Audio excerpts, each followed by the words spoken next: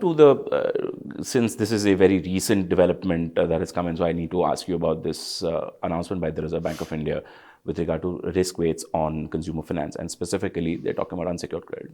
Part of it is also credit cards.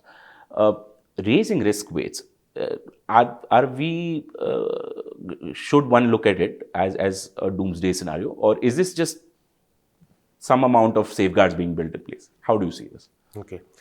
I think these are, if you may call so, measures which every industry needs to put in place when you have a good, healthy ecosystem growing at a rapid pace.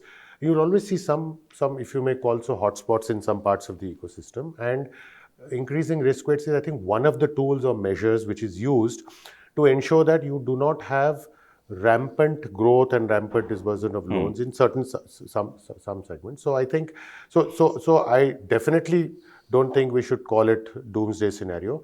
These are what we call in our parlance regular portfolio tweaks which you do in a growing portfolio to ensure that the health of the portfolio continues to remain the same. Okay, and as you're aware, within the ecosystem there are always cycles of growth, there are cycles of degrowth, so on and so forth.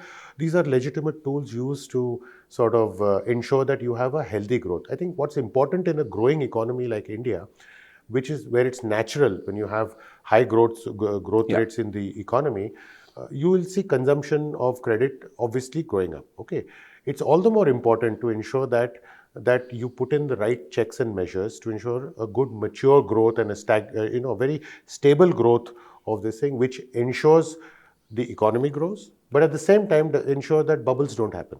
So these, I think, are routine measures which are put in place from time to time by ecosystem players, by the regulator at times, etc., which only will help the industry grow. So definitely not doomsday day.